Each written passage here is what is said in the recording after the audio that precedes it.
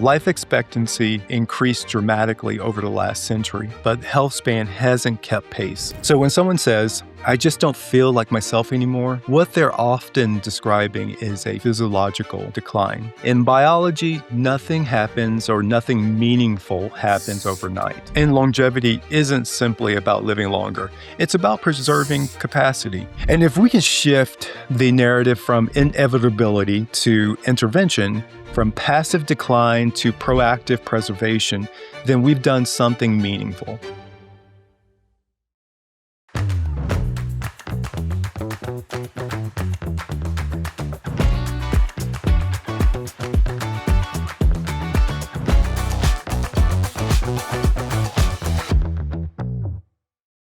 Welcome back to The Young Lab, the show where internal health, performance, and regenerative aesthetics come together under one evidence-based framework. So far this season, we've explored the foundations of inside-out human optimization, lifestyle medicine, and the Healthspan equation. Today, we're taking a step back to look at the bigger picture, how the Young Lab has grown beyond a clinic into a full ecosystem, a brand designed to last, scale, and impact lives for decades. Dr. Young, this episode is about building long-term brand equity in health and longevity, and how the Young Lab isn't just a clinic, it's a blueprint for transformation. So I'm excited to dive into this with you, Dr. Young. We've talked a little bit about the Young Lab and the ecosystem that it is, but I know I'm definitely excited to learn more. So happy to dive in. And how are you doing today? I'm fine. How are you doing? Good, good. Glad to be talking to you as always. So I know that many people kind of think of a brand as a logo or a name, but why did you decide to expand the Young Lab beyond just the clinic itself? So that's an important distinction because most people do think a brand is just a logo or a name.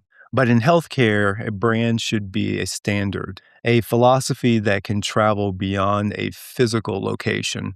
So early in my career, I realized I could only reach the people who physically walk through the door. And yet, the problems that we're trying to solve, metabolic disease, accelerated aging, preventable chronic illnesses, are cultural and systemic. So at the same time, wellness and the longevity space is really exploding. The global wellness market is now estimated to be at over $6.8 trillion annually and projected to surpass $9.8 trillion by 2029. So longevity biotech investment alone has grown dramatically over the past decade, with billions flowing into anti-aging, regenerative therapies, supplements, and performance optimization. That kind of growth creates opportunity, but also it creates noise. When industries grow that fast, incentives multiply, endorsements multiply, products multiply, and not all of them are evidence-based. So patients are navigating an environment where advice is often tied to commission structures, sponsorship deals,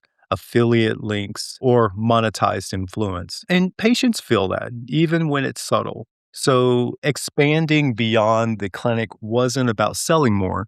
It's about protecting integrity at scale. The Young Lab was built so education stands on its own, independent of endorsement. If we recommend something, it's because the physiology supports it and the data supports it. If we ever partner with a company, it would only be because their standards align with ours, never because it changes our message. A clinic treats individuals.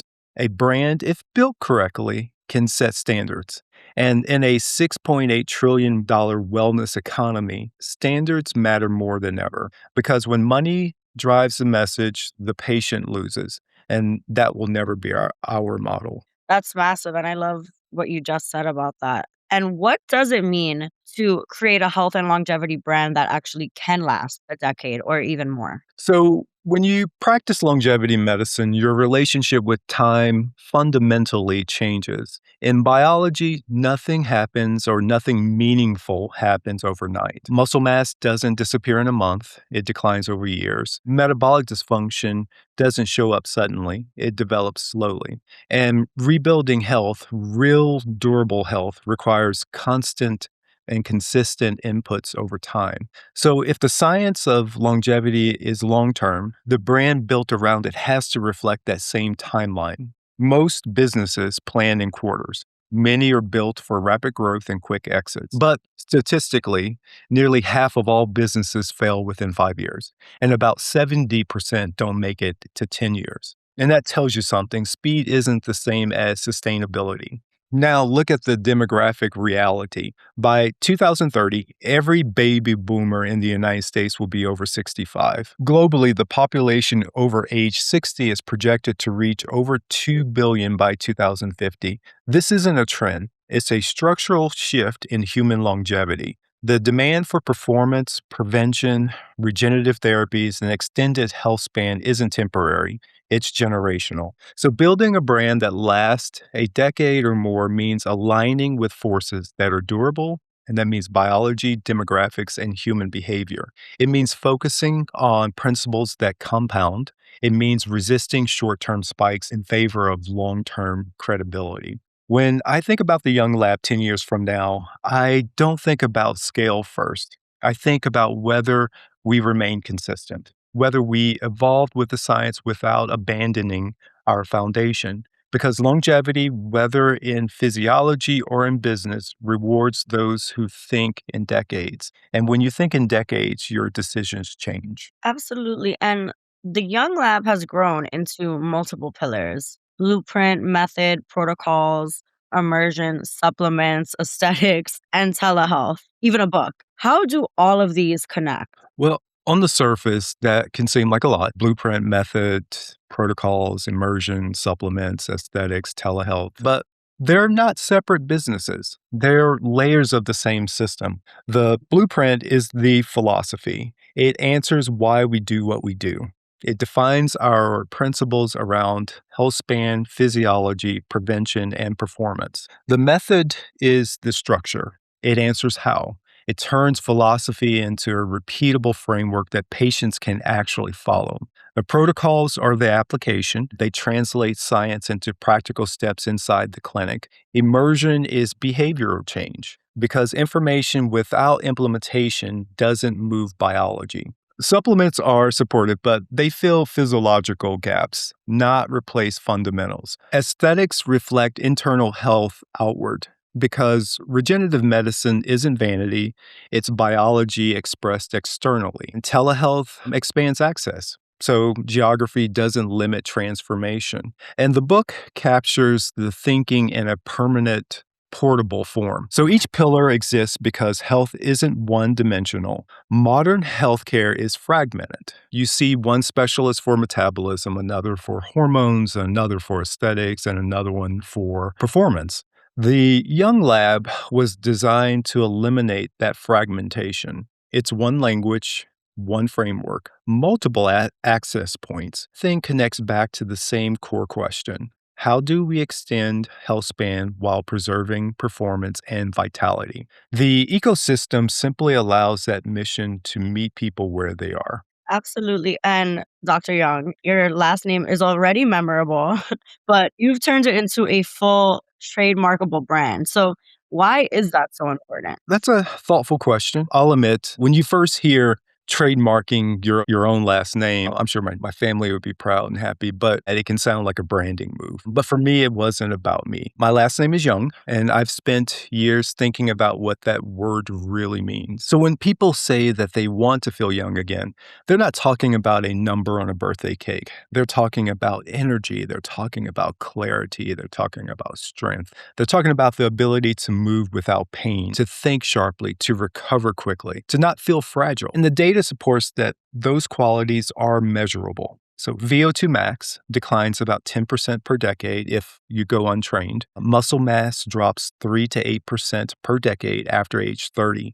Insulin resistance increases with age in most populations. Chronic disease rates rise steadily with each decade of life. So when someone says, I just don't feel like myself anymore, what they're often describing is a physiological decline. So to me, the word young became a symbol of protecting those capacities, not chasing youth, but preserving function. Trademarking the name wasn't about ego, it was about protecting the meaning. If we're going to use the word young, it has to stand for something real. It has to represent strength, metabolic health, cognitive resilience, not just aesthetics. It also makes it personal in a different way because When your name is attached to something, you treat it differently. You protect it, you're careful with it. And I want young to mean something hopeful for people, not an age, but a state of vitality that can be measured, built, and preserved. And how do you decide which products? I think it's important to clarify something. This isn't about growth for the sake of growth. We're still in the early stages.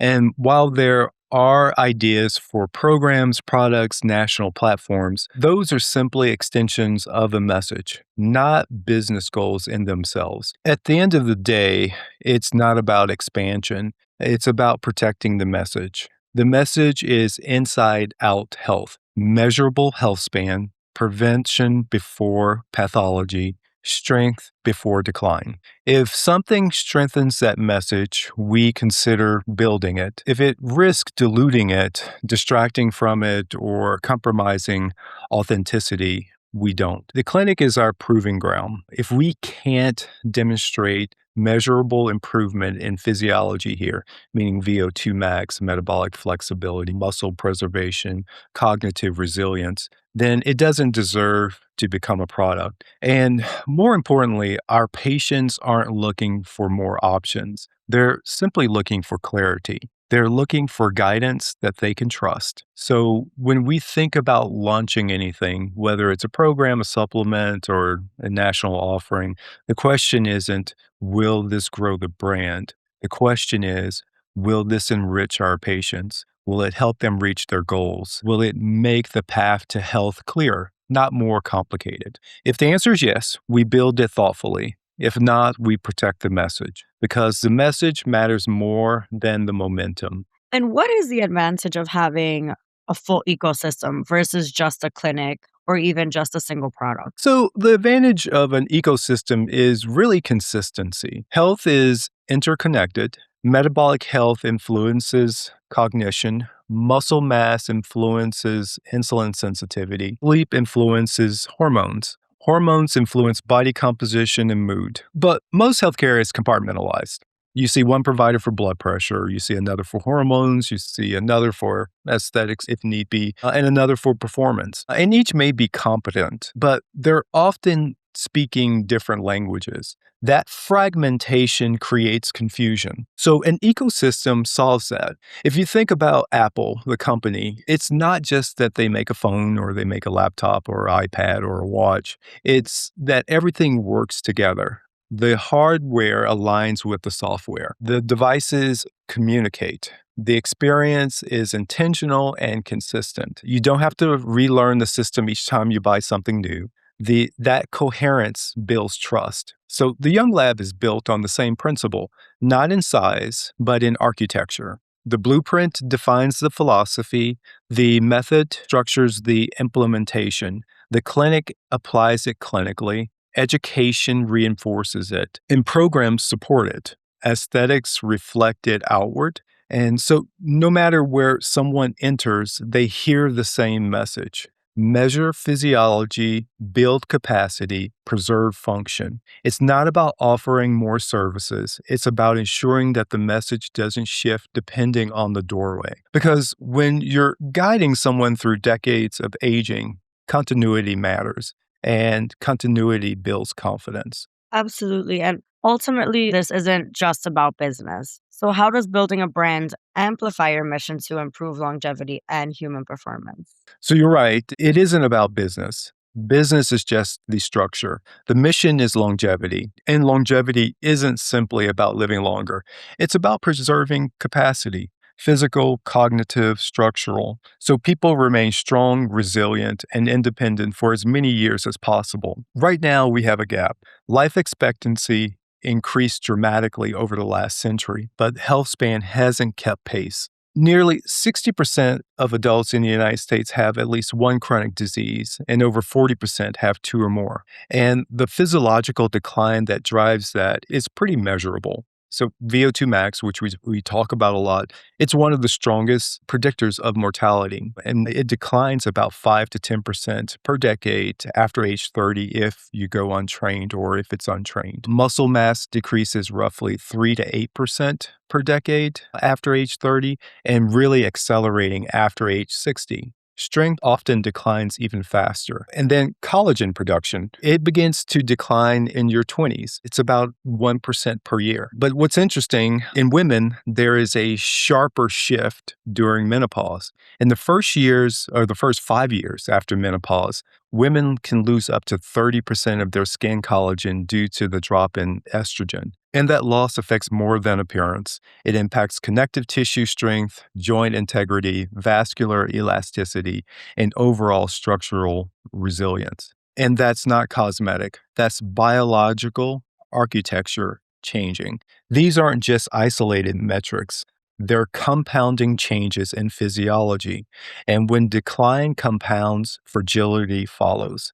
Building a brand amplifies the mission because it changes expectations around those trajectories. It shifts the conversation from how do I react once decline becomes disease to how do I measure, preserve, and strengthen before loss becomes limitations. A clinic can help the individual who walks through the door. A brand can influence how thousands think about aging before those declines accelerate. It normalizes strength at 60, cognitive clarity at 70, structural resilience after menopause, independence at age 80. And if we can shift the narrative from inevitability to intervention, from passive decline to proactive preservation, then we've done something meaningful. Absolutely. And the statistics that you mentioned earlier are so significant. And for listeners who want to build a health or longevity brand of their own, what do you think is the most important principle for them to keep in mind? If someone wants to build in this space, health, longevity, performance, wellness, I would say this be very clear about what you're doing because the field is extremely noisy. It's competitive, it's financially attractive, but it's easy to get pulled off course. If your motivation is visibility, you will burn out. If it's revenue, then you'll compromise. And if it's ego, then we know that won't last. This work requires patience. You're asking people to change how they eat, how they move, how they sleep, and how they think about aging. You're asking them to invest in something that compounds slowly. That means you have to believe in it deeply enough to stay consistent when it's not glamorous. I've seen what happens when physiology is ignored. I've seen what happens when prevention is delayed. I've seen how quickly strength and independence can disappear. So, if you're going to build in this space, build something that you would trust for your own family. Build something that still makes sense when trends fade. Don't try to be everywhere. Be clear, be consistent, be disciplined,